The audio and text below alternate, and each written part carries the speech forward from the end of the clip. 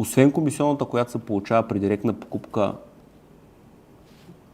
след продажбата, при продажбата, като втора комисионна и като втора транзакция съответно, да се получава и 10% от печалбата, реализирана от инвестиционната компания при директната покупка.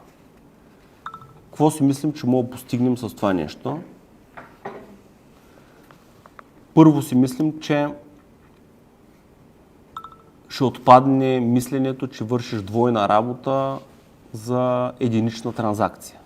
Това ще даде възможност и покупката и продажбата да са две транзакции, съответно ако пък е двойна сделката, да запишеш 3. Ако ти е единична сделката, да запишеш 2. Тоест и покупката и продажбата са ти транзакция. Второто нещо, което ще стимулира, е брокера да мисли, когато втората му транзакция е свързана с печалбата, а не с покупната цена, да мисли повече от камбанарията на купувача на инвестиционната компания при договарянето на покупната цена. Второто нещо което е свързано с първото, е при продажната цена след това да мисли как да се максимизира максимално потенциала на имота, за да се постигне по-добър финансов резултат от цялата галимация, риск, инвестиция и прочее. А не на първата седмица, като Борис да каза, да намалим цената. Не само като Борис, обаче. Не само като Борис, защото и аз го наблюдавам това явление. Да. Но който и да е засегнат някога в разговора, тук е винаги като нарицателно, а не като конкретен... Лесно го няма, защото и той така правеше. В първата седмица почна да иска да сваля цената на... Нали и на по-ниска цена ще излезе сметка? Следващо бързо. Първата седмица. Той да гледа обучението новото. Когато брокера също е свързан с финансовия резултат, си мислим, че това може да подобри. Да повиши търпението му. Да повиши опитността му при договаряне на покупната цена и да увеличи старанието му при продажната цена. И старанието му при договаряне на условията за плащане. После, да. Да, защото има едно специфично условие, което рефлектира върху продажбата пряко. В тази ситуация Марти казва една цена, ще казва, не, дай 10 отгоре да сложим. Може, защото реално погледнато, винаги търговеца може да постигне много повече от логиката. Продажбата, понеже е емоция, а логиката е цифри, ако аз съм решен на всяка цена, че нещо мога да го направя при определени условия, аз ще го направя. Може да ми коства повече труд, може да ми коства повече увереност, повече нагласа такава, която трябва да се самонаглася по определен начин.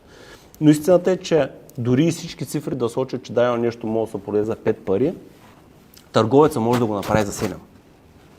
И само търговеца е способен на такива неща в света, в който живеем. Обикновено обаче в нашия свят търговеца казва, да я го дадем за 4 пари, че да не се занимавам толкова много. С това нещо. И другото, което е, аз много вярвам в формирането на конструктивно, на здравословно мнение на хората. Обаче, когато проповядвам едно нещо повече от 5 години и виждам в очите или от време на време в думите на хората, че те продължават да си мислят за друго нещо, а не за това, което проповядвам, в конкретния случай за директната покупка, постоянно чуваме от ляво или от дясно, от някой ъгъл, давай. Взимай го за 45 дни, ако занимаваш 2 транзакции бързо и няма да занимаваш с Мартин.